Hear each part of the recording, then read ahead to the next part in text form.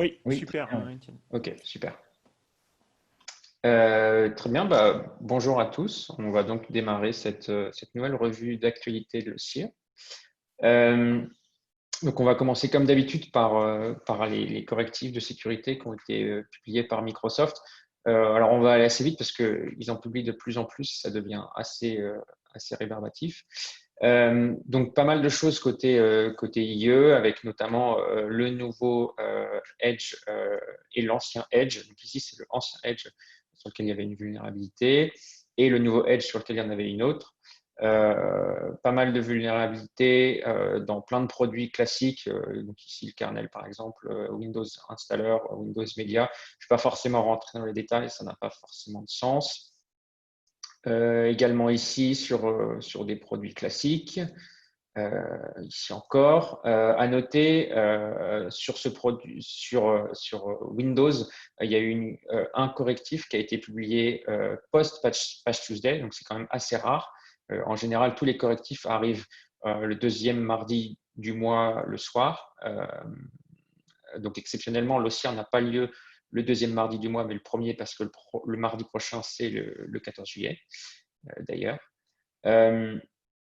Donc voilà, ici c'était donc une élévation de privilège qui a été corrigée il y a quelques semaines, je crois que c'était le début juillet, il me semble, euh, ou fin juin.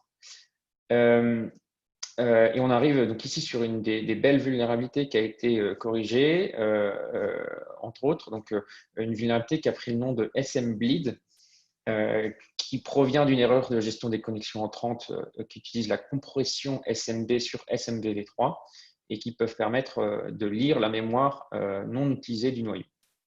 Ce qui est intéressant ici, c'est que cette vulnérabilité peut être chaînée avec une autre vulnérabilité qui a été corrigée le mois dernier, si je ne dis pas de bêtises, qui s'appelle SMB Ghost, qui provient euh, du même composant de compression SMB et qui peut permettre une exécution de code à distance pré-authentification lorsqu'on chaîne les deux.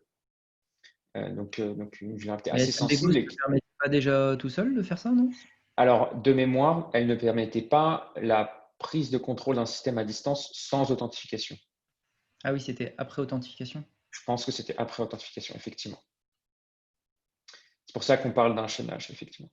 Et donc ici, ce qu'on peut très vite imaginer, c'est du worm qui pourrait se déplacer en interne et chiffrer, par exemple, des grandes quantités d'espace de stockage et paralyser complètement des entreprises.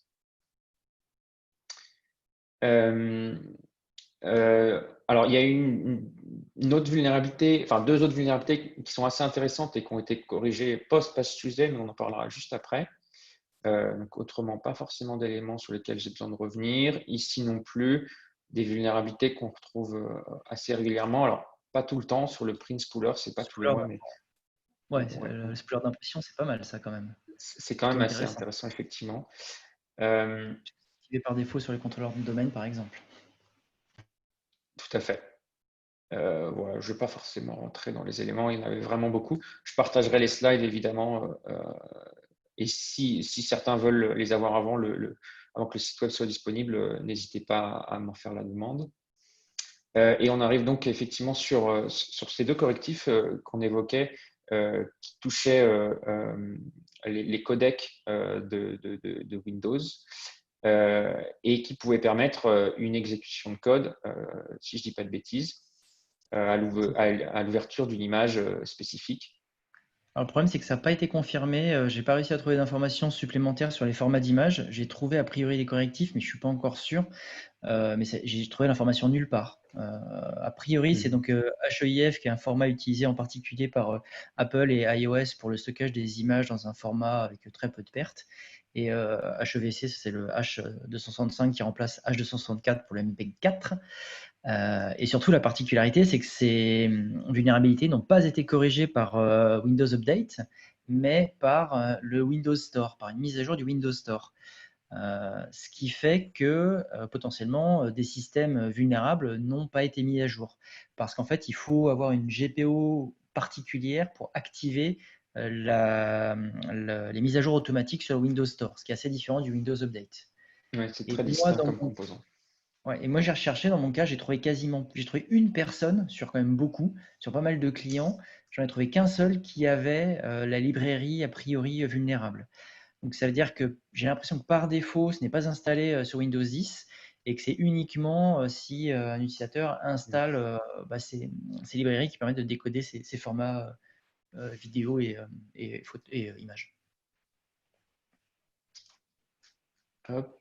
Alors ça, c'est la slide classique qu'on a mis en place donc, pendant le confinement pour indiquer les reports de support de Windows 10.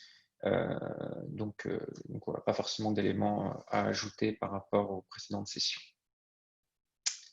On poursuit avec toujours sur du Microsoft. Il y a eu un code d'exploitation qui a été publié pour une vulnérabilité corrigée en mars, qui permettait d'abuser du service Bits, qui est notamment utilisé par Windows Update pour le téléchargement des mises à jour, et qui permettait donc d'obtenir un compte avec les droits administrateurs. Il y a également une élévation de privilèges qui se cachait dans les groupes policies et qui a été découverte. En fait, elle a été découverte en juin 2019, corrigée donc seulement en juin 2020. Une vulnérabilité assez complexe et qui permettait, donc, en remplaçant un fichier utilisé par le service de mise à jour par un lien symbolique, d'élever ses privilèges pour obtenir les droits d'un administrateur local sur la machine. Voilà, on passe donc maintenant plus sur des aspects plus système et on commence par pas mal d'exploits. Ce qu'on va noter particulièrement dans cette session aujourd'hui, c'est qu'il y a beaucoup de sujets qui traitent de systèmes de sécurité qui sont censés nous protéger et qui nous font un petit peu défaut ici. Donc là, on peut voir du Trend Micro, mais aussi du Cisco Connect, donc plutôt pour la connexion si je ne dis pas de bêtises, VPN, avec des codes d'exploitation qui sont sur Metasploit et qui permettent d'aller assez loin dans l'exploitation.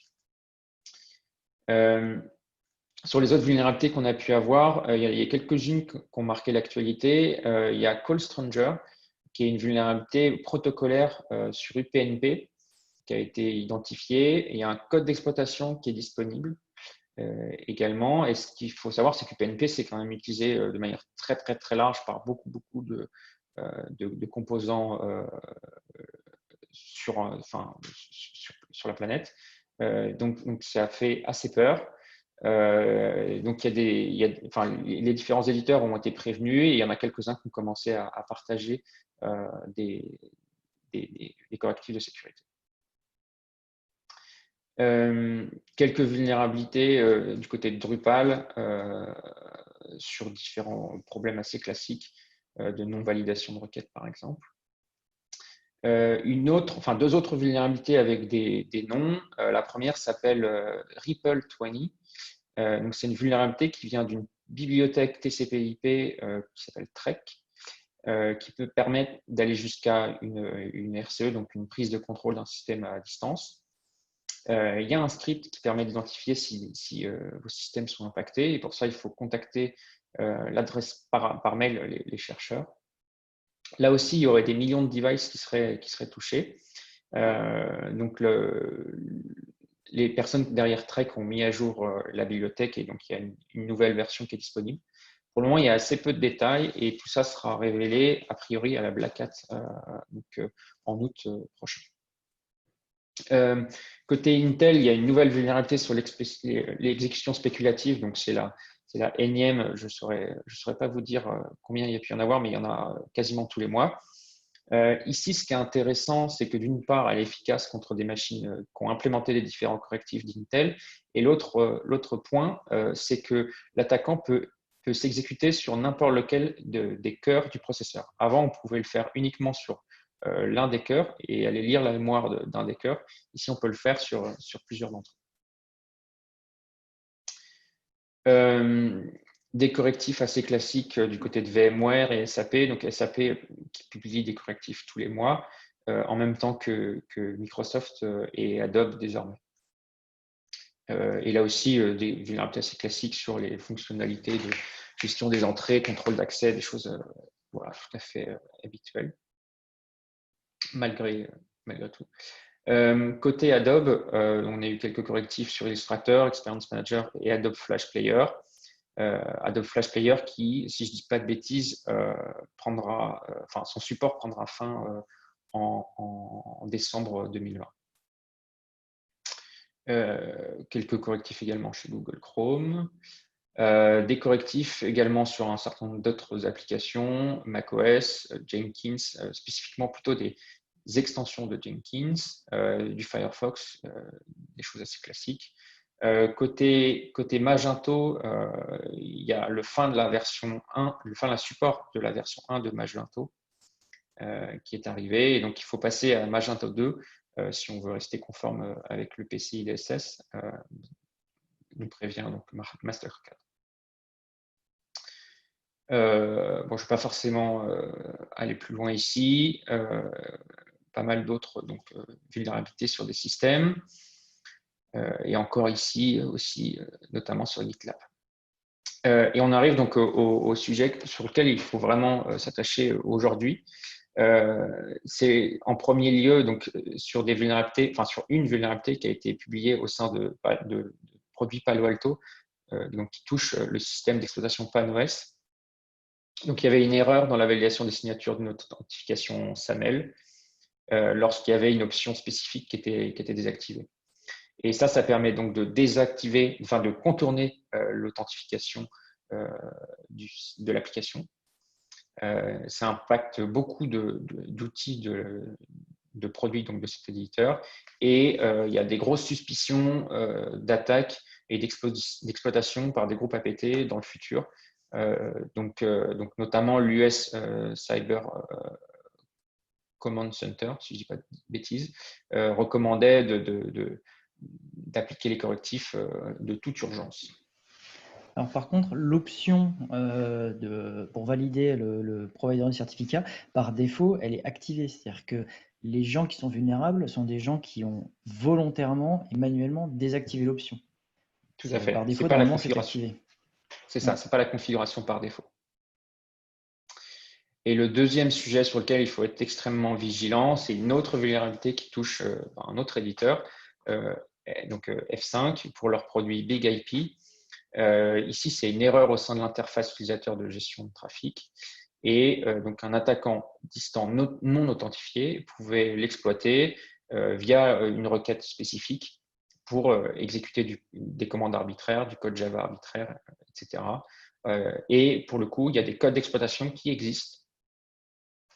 Et là aussi, donc l'US Cyber Command Center recommandait l'application des correctifs pendant le week-end. Donc ça, c'était le message qu'ils ont publié vendredi sur Twitter. Alors là-dessus, sur ces deux vulnérabilités, oui, vas-y, JP. En CVS, là, en CVSS, on est en 10 sur 10, c'est ça? Oui. Donc c'est pas très souvent, on tient quand même à féliciter F5 pour un tel exploit. Oui, alors déjà, ce qui est rigolo, c'est que c'est juste une simple requête sur une URL, c'est-à-dire qu'il n'y a pas de jeton anti-CSRF, enfin, c'est hyper simple à exploiter. Et par contre, la particularité, c'est que là, vous vous dites, OK, c'est un firewall, c'est et là, un répartiteur de charge, et que là, c'est la partie web, donc forcément, c'est l'interface d'administration. La réponse, c'est oui, mais en fait, l'interface d'administration, théoriquement, elle est censée être sur un réseau out of band, cloisonné, etc. Donc la réponse est oui, sauf qu'en fait, ces deux équipements ont la particularité d'offrir souvent aussi des VPN SSL. Et le VPN SSL, c'est un portail web également, et le portail web du VPN SSL est vulnérable. Donc c'est pour ça que ça pose des problèmes, en particulier exposés à Internet. Complètement.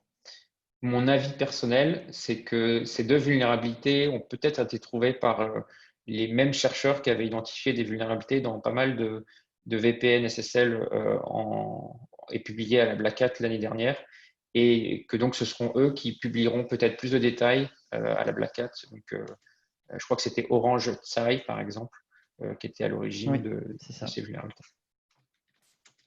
Voilà, c'est une supposition de ma part. On poursuit toujours sur des systèmes de sécurité avec d'autres vulnérabilités assez impactantes. Des vulnérabilités chez Trend Micro notamment qui permettaient d'aller jusqu'à une prise de contrôle d'un système. Et chez le VPN Pulse Secure, une élévation de privilèges qui était possible. Donc, il n'y a pas de code d'exploitation, mais les détails ont été publiés, donc on pourrait s'attendre à des exploitations de cette vulnérabilité dans le futur. Bon, ça, je vais passer.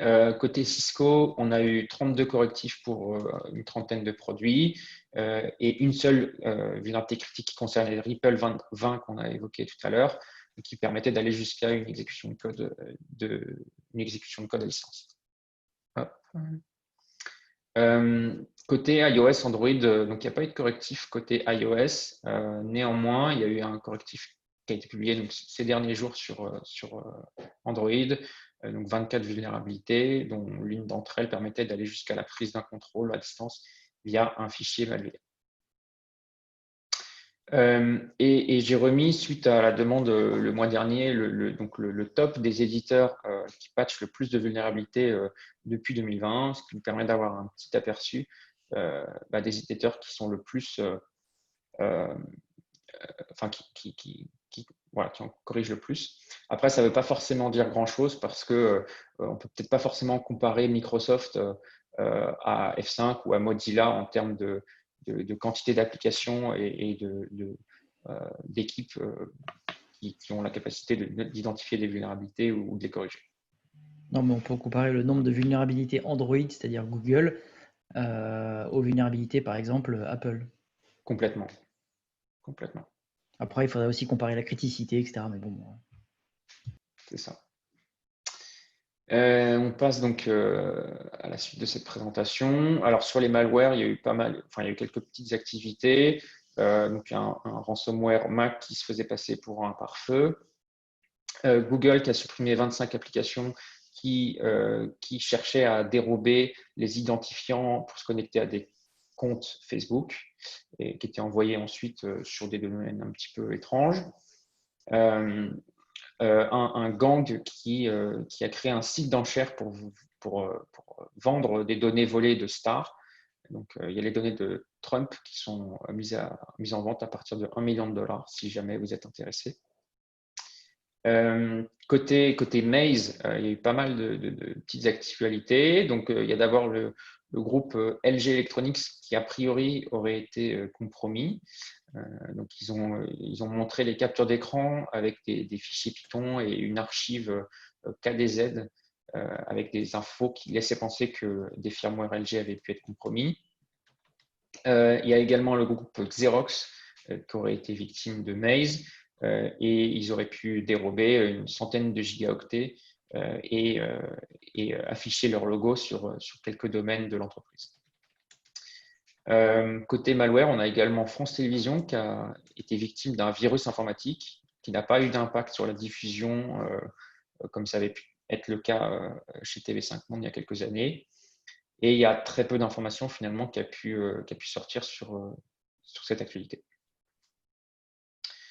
Voilà, après, si ça vous intéresse, il y a des chercheurs qui ont partagé le résultat d'analyse du ransomware qui avait touché Honda, qui s'appelle Snake. Donc, assez moderne, il est écrit en Go, de façon à ce que ce soit facilement interopérable avec les systèmes victimes. Voilà. Donc, le malware qu'ils avaient analysé, il ciblait donc, un opérateur d'hôpital en Espagne. Talos, sinon, qui a publié quelques tendances sur le troisième trimestre 2020. Là où c'est intéressant, c'est que ce n'est plus les secteurs financiers et gouvernementaux qui sont ciblés, mais maintenant, c'est plutôt les services, les secteurs des technologies et de la santé. Alors, on peut se douter que c'est lié. Alors, je ne suis pas sûr que ce soit le troisième trimestre 2020. Je pense que c'est le premier trimestre 2020. Je pense que c'est une erreur. On peut se douter que ce soit en lien, évidemment, avec le Covid et le confinement, qui fait que les attaquants vont s'intéresser typiquement au secteur de la santé. Et puis après, bon, évidemment, les ransomware restent la plus grande menace et les services d'accès à distance sont les plus ciblés. Ça fait lien avec les grosses vulnérabilités qui ont été identifiées ces derniers mois sur ces différents outils. Côté site piraté, on a eu des choses assez belles. On a eu donc Postbank, qui est une banque d'Afrique du Sud, qui a vu sa host master key, donc la clé qui permet de générer des cartes bancaires, qui a été dérobée et qui aurait permis donc de générer 25 000 transactions frauduleuses, ce qui représente un peu plus de 3,2 millions de dollars. Et ça va leur coûter environ 58 millions de dollars pour remplacer toutes les cartes. C'est assez grave et c'est assez rare qu'on entende parler de ce genre de compromission. Aux États-Unis, il y a eu un vol important de données sensibles de 200 départements de la police américaine. Ils ont appelé ça Blue Leaks par un groupe qui s'appelle Distributed Denials of Secrets.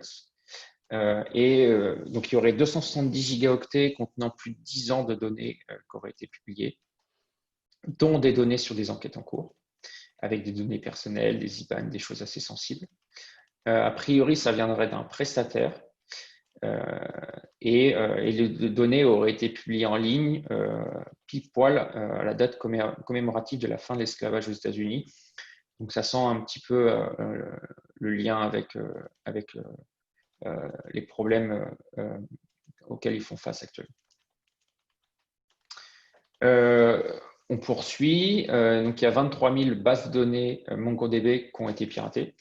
Et là où c'est intéressant, c'est que donc l'attaquant a mis une petite note en disant venez payer 120 € pour récupérer les données, ou si vous refusez, je transmets aux autorités locales de protection des données personnelles les informations qui sont incluses dans votre base de données et le fait qu'elles elles peuvent être compromises facilement en vue d'une amende. Donc 120 € étant un prix raisonnable, on peut facilement se sentir intéressé de payer cette somme plutôt que de perdre de plus grosses sommes en cas d'amende. C'est bon, c'est RGPD qui est utilisé pour faire du chantage? C'est très très bon, exactement.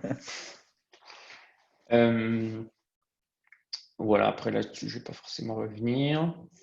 Le FBI vous met en garde contre l'exploitation d'applications bancaires mobiles. Apparemment, ça s'est multiplié énormément pendant le confinement. Et donc, ils font des recommandations assez classiques pour vérifier qu'on n'utilise pas des applications frauduleuses ou faussées. Et donc, tous les risques qui peuvent aller avec. Un sujet assez intéressant, Facebook a commandé le développement d'un code d'exploitation, donc d'une 0 day avec son code d'exploitation, pour déterminer l'identité réelle d'un prédateur sexuel. Donc en fait, c'était une investigation qui était en collaboration avec le FBI. Donc visiblement, il y avait un prédateur qui communiquait avec différentes utilisatrices de Facebook pour récupérer des images de nus, par exemple. Et ça faisait quelque temps qu'ils essayaient d'arriver à deviner qui était derrière cette personne, enfin, ce profil ou ces profils. Et donc, Facebook avait pas mal travaillé. Il y avait plusieurs personnes qui étaient dédiées à l'identification de cette personne. Et ils ont fini par acheter auprès d'une société externe un 0 day dans Tails, qui est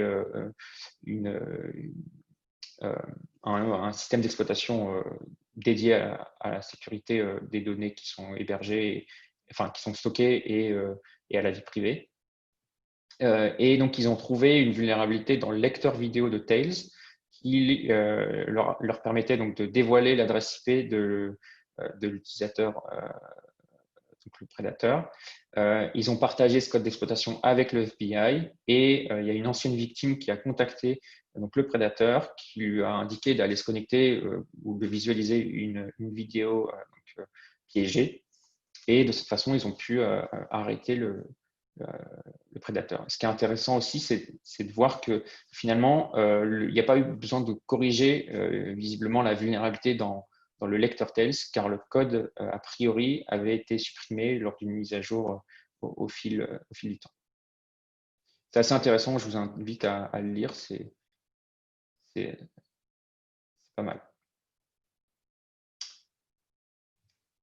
Vlad, tu voulais peut-être dire… Oui, non, c'est moi qui l'ai ajouté. C'est juste qu'en fait, il y a un article qui est sorti sur Medium qui décrivait les résultats d'un espèce de bug bounty réalisé par une personne. Et en fait, ça décrivait tous ces résultats sur l'analyse ce qu'il décrivait comme une banque française majeure, je ne sais plus quel terme il employait, mais avec des millions d'utilisateurs. En fait, c'est juste une application de remboursement entre particuliers, dont je ne citerai pas le nom, mais je vous ai mis un indice sur le slide, qui est basé sur PHP Fuel. Et en fait, il y a une quantité de vulnérabilités hallucinantes. Et en gros, toute l'infra pouvait être compromise finalement assez facilement. L'article a été supprimé a priori. Et on L'article a peut quand été même le supprimé à retrouver la sur, demande ouais, on peut le retrouver de sur l'application. archive.org. L'article a été supprimé à la demande de la société derrière, et donc je précise juste que c'est pas une espèce de bug bounty, c'est bien un bug bounty officiel. C'est un bug bounty officiel, ok. Et donc vous l'avez également sur le cache de Google, l'article. D'accord. Moi j'ai une question, je ne sais pas si vous m'entendez. Oui, Oui, vas-y, Gilles. Étienne, c'est pour Étienne en fait. Bonjour à tous. Je suis un peu inquiet de ce qu'a dit Étienne là tout à l'heure sur le Big IP. Nous on utilise précisément beaucoup la techno F5 et en particulier le Big IP sur le nomadisme. Alors mon analyse. Côté espionnage, il y a eu pas mal de petites choses. On sent que le Covid y est pour quelque chose. Et puis aussi l'activité entre la Chine et l'Inde. Donc, on a d'abord l'armée de l'air indienne qui a été visée par une attaque de haut niveau, qui a été analysée par Talos, qui était détectée depuis quelques temps et qui permettait de déployer donc, des outils pour faire de la récupération d'informations et de la compromission interne. On a également un groupe APT chinois qui a visé des infrastructures de l'ancienne Birmanie. Donc, ils ont pu compromettre pas mal d'infrastructures, notamment de la police et donc administrative et militaire. Il y a également un logiciel malveillant chinois, encore une fois, qui aurait été utilisé contre des organisations australiennes. Là aussi, on peut facilement faire un rapprochement géopolitique avec les problèmes qu'il peut y avoir entre les deux pays. Ici, c'est donc des vulnérabilités qui ont été exploitées dans un outil qui s'appelle Telerik. Et le lien avec la Chine a été fait assez facilement parce qu'ils ont utilisé, les attaquants ont utilisé l'outil qui s'appelle PlugX, qui est utilisé depuis 2008 par des groupes chinois. Alors après, ça aurait été facile peut-être pour quelqu'un de se faire passer pour la Chine en utilisant cet outil, et effectivement également. En Inde, toujours, il y a des militants des droits de l'homme qui ont été ciblés par une campagne de cyberespionnage pour installer des outils d'administration à distance. Côté Annecy, l'agence a publié un rapport détaillé sur un groupe cybercriminel qui s'appelle TA 505. Donc voilà, ils ont détaillé un petit peu leur fonctionnement, comment est-ce qu'ils font pour s'introduire dans le SI et comment est-ce qu'ils font pour maintenir leur persistance. Ce qui est intéressant aussi, c'est de voir des mécanismes assez avancés qu'ils utilisent, notamment la compression de code pour être assez peu détectés, de même que les binaires signés avec des signatures valides. Voilà. Côté publication, on a également eu le bilan du CLUSIF sur les menaces informatiques et la pratique de la sécurité de plusieurs collectivités territoriales. Dans l'ensemble, les résultats sont assez encourageants. Néanmoins, ce qu'on note, c'est que ça dépend quand même très variable, voilà, en fonction de la taille des collectivités qui sont étudiées. Pour ceux que ça intéresse, le bilan du CLUSIF continue. Hein. Exceptionnellement, il n'était pas en présentiel et donc pouvait être accessible sur Internet. Il y en a eu un de 15 à 16 là, sur la suite qui a été présenté par Jérôme Notin de cybermalveillance, donc plus sur le grand public. Et de mémoire, c'était en 3 ou 4 parties et vous pouvez revisionner. Donc si ça vous intéresse, c'est toujours très intéressant à apprendre puisque c'est fait avec un institut de sondage et beaucoup de sondés. On passe donc aux aspects plus techniques sur les outils et les techniques. Donc FIDO2 qui est donc désormais supporté par RDP, donc les authentifications sans mot de passe avec la nouvelle version du client Windows RDP. Vlad, tu voulais peut-être évoquer la deuxième partie. Rapidement, c'est une discussion que nous avons eue juste avant de faire la présentation. C'est juste une initiative européenne justement sur le post-quantique, sur le chiffrement post-quantique. Je n'ai pas beaucoup plus de détails. Je ne sais pas si quelqu'un a plus d'informations sur le sujet. J'ai recopié les 3 liens que j'avais à disposition. JP? Ok, Ok. personne ne veut de ma patate chaude. Très bien. Côté outils, il y a le groupe Michelin qui a partagé un outil qui s'appelle ChopChop et qui va chercher à identifier des défauts de configuration dans des applications web en les scannant et en cherchant, par exemple, l'exposition de dossiers Git, donc de versionning, qui pourront ensuite être récupérés par un attaquant. Le deuxième sujet est plutôt intéressant. Alors, c'est plus côté attaquant, mais c'est assez intéressant. C'est que si vous souhaitez envoyer un fichier jar, donc qui est finalement du code Java qui peut s'exécuter, mais que vous souhaitez qu'il passe les contrôles antivirus, vous pouvez tout simplement l'ajouter à la fin d'un fichier MSI, qui sont les fichiers d'installation Microsoft, qui sont majoritairement signés.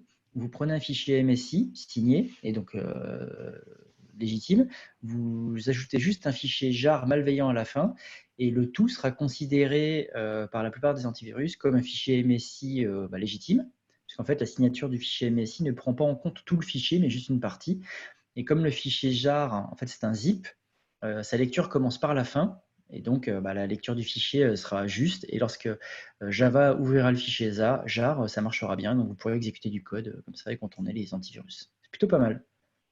Donc, si vous recevez un fichier jar par mail, soit c'est moi qui suis en train de faire une red team, soit c'est un cybercriminel.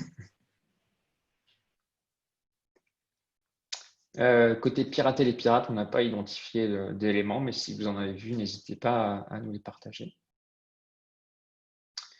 Et puis on passe donc aux dernières parties de cette présentation. Donc côté business, il y a eu le Conseil d'État qui a validé l'hébergement par Microsoft pour le projet Health Data Hub. Il y a Quarks Club qui a pu lever 5 millions d'euros en juin, si je ne dis pas de bêtises. Et puis la société Mailing Black qui a rejoint le groupe Exatrust. Le groupement, c'est une association. Pardon. Juste sur pirater les pirates, alors Eric va peut-être vouloir en dire un mot, hein, mais il y a EncroChat qui a été piraté. Oui, alors ça, j'en parle juste après. Mais je ne l'ai pas mis dans pirater les pirates, c'est vrai que tu aurais pu le mettre ici. Donc on te laisse nous annoncer tout ça.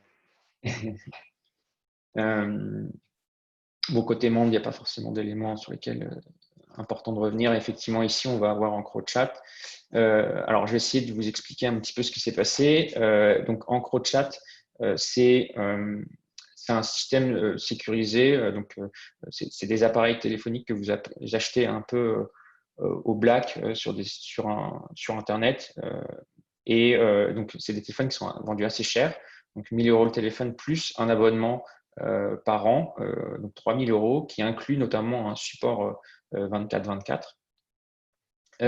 Et c'est des appareils qui sont notamment utilisés dans le domaine du crime organisé, clairement. D'après les autorités néerlandaises, il y avait quand même 50 000 appareils qui étaient activés dans le monde. Donc, les autorités néerlandaises travaillaient sur ce sujet depuis pas mal de temps pour essayer d'identifier quels étaient les acteurs derrière ces systèmes et également de pouvoir récupérer les données sur ces téléphones qui incluaient notamment un système pour supprimer les données très rapidement en cas d'urgence. Typiquement, si la police toque chez vous, vous pouvez très facilement, à l'aide d'un code spécifique, supprimer l'intégralité des données sur le téléphone ou les chiffrer de manière irréversible. En gros, ce sont des Android durcis. C'est ça. Pour exagérer un peu, ils revendaient du Segdroid, quoi. C'est ça. Ce qui est intéressant ce qui s'est passé, c'est que il y a des serveurs qui étaient utilisés en France pour l'utilisation d'EncroChat.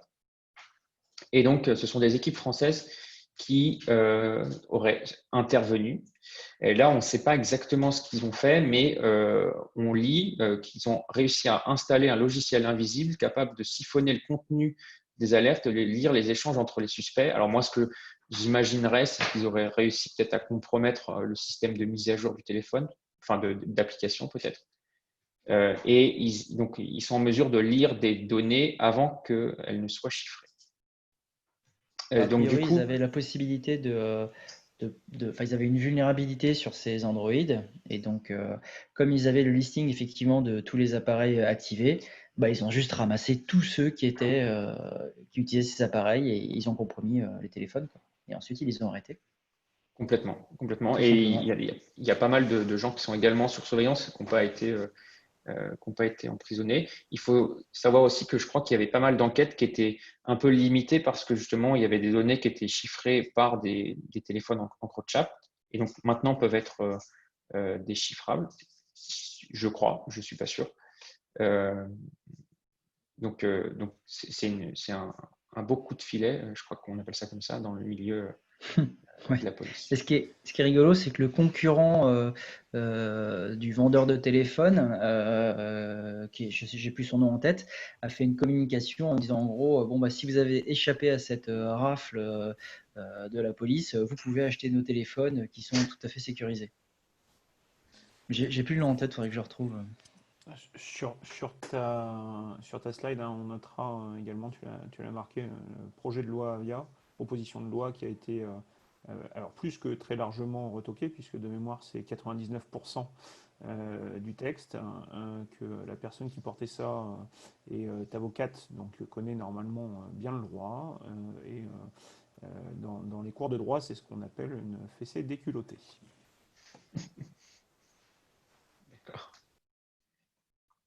Est-ce qu'il y avait des commentaires par rapport au CroChat ou des questions? Ok.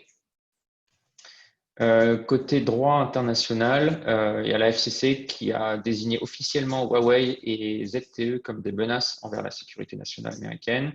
Ils auraient apparemment des preuves solides fournies par plusieurs institutions de liens étroits entre ces sociétés et le gouvernement chinois, et notamment, ils seraient dans l'obligation légale de coopérer avec les services de renseignement chinois dans le cadre de leurs activités. On passe aux conférences. Il y avait Pass de Salt qui était en ligne ces derniers jours. À venir, on aura DEF CON Safe Mode en ligne et la Black Hat US en ligne également. Alors, petite nouveauté ici, c'est juste pour évoquer un petit peu le débat qui existe actuellement sur Internet, qui consiste à donc, renommer des termes techniques, des termes qu'on utilise tous les jours dans l'industrie de la cybersécurité, blacklist, whitelist, etc., qui peuvent contenir des éléments qui peuvent penser à des choses assez racistes. Et donc, il y a pas mal de sociétés, particulièrement aux États-Unis, qui se sont engagées pour modifier ces noms. Typiquement, sur GitHub, la partie principale ne s'appelle plus master, mais maintenant s'appelle main en anglais. Il y a notamment un VP de Google qui est donc le responsable de la sécurité Android, pas n'importe qui a annoncé qu'il allait renoncer à sa participation à la Black Hat pour une présentation sur la cybersécurité. Et en parallèle, on a donc d'autres avis qui disent que finalement, ces termes n'ont rien à voir avec le racisme ou la couleur de la peau, c'est juste des termes qui ont été créés pour des raisons sans lien. Whitelist, non, Black Hat et White Hat, c'était par rapport aux cowboys dans les westerns, etc. Et donc voilà, la communauté s'est divisée sur ce changement. Et le mois prochain, on vous parlera des changements des couleurs pour les crayons. Et puis on attaque les trolls. Donc là, je te laisse la main là-dessus. Non, bah, le premier, c'est juste un article rigolo qui présente trois audits entre guillemets, avec trois technos différentes de WAF qui ont été contournées, voire même réutilisées pour pivoter en interne.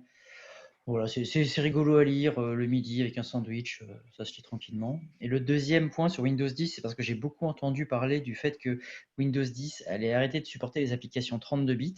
Et en fait, c'est pas vraiment le cas, c'est que Microsoft va arrêter de publier Windows 10 en 32 bits, donc uniquement en 64 bits, mais par contre, bien sûr, ils vont continuer à supporter les applications de 32 bits, parce que vous imaginez, c'est la fin du monde si demain Microsoft arrête de supporter les applications 32 bits. Il y a néanmoins une vraie question autour d'Apple, hein, puisque Apple a décidé d'abandonner Intel et de partir sur leur propre processeur. Donc l'idée, c'est pas d'arrêter le 32 ou le 64 bits, mais de changer la compatibilité des processeurs. Comme on l'a vu avec Moabi, Ils ils l'ont ont déjà fait. très probablement des transports qui permettent ça. Néanmoins, des gens qui auraient développé sur macOS ou choses adhérentes, faut pas que ce soit de trop bas niveau parce que sinon ça va bien s'amuser aussi, hein, dans le même Puis, contexte. enfin, ils l'ont déjà fait par le passé en passant de PowerPC à Intel. Et il n'y a pas le même historique dans les entreprises qu'avec, par exemple, du couple Intel-Microsoft. Mm. Donc, je pense pas. Et puis en plus, ils ont fortement insisté ces dernières années pour passer sur leur langage qui était quand même assez haut niveau et qui permet d'avoir une bonne abstraction du matériel. Donc, sauf effectivement quelques applications très particulières, mais la plupart aujourd'hui, tu as juste à recompiler et ça fonctionne. Ouais. C'était le message en tout cas qu'ils essayaient de faire passer.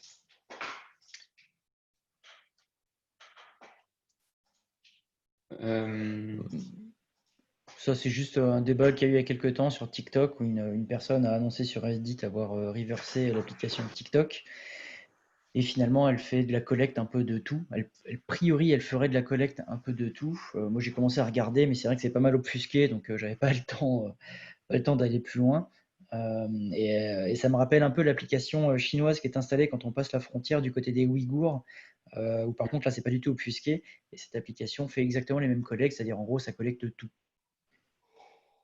Et donc ça a fait pas mal de bruit. Je sais qu'il y a eu une réponse de TikTok sur le sujet. Enfin, bon, voilà, Et à l'instant, là, il y a des infos US qui menacent du coup de bannir TikTok. TikTok et d'autres applications chinoises, effectivement, j'ai vu ça dans les news ce matin. On va voir et je pense qu'on aura l'occasion de vous en reparler à la rentrée. Et puis le dernier troll, c'est des éditeurs qui ont été pris en flagrant délit de vol de presse-papier sur iOS 14. Alors en fait, c'est pas apparu avec iOS 14, mais c'est apparu un tout petit peu avant, en mars. C'est des chercheurs qui avaient identifié ces problèmes-là depuis longtemps sur iOS. Des applications qui pouvaient copier le contenu du presse-papier sans être, enfin de manière très simple. Et en fait, Apple a annoncé, et ça a été visible récemment, ils ont annoncé la nouvelle version de leur système d'exploitation pour leurs devices mobiles, donc iPad et iPhone. Et donc dans cette version 14, vous avez une petite notification en haut qui vous indique lorsque l'application a copié le contenu du presse-papier.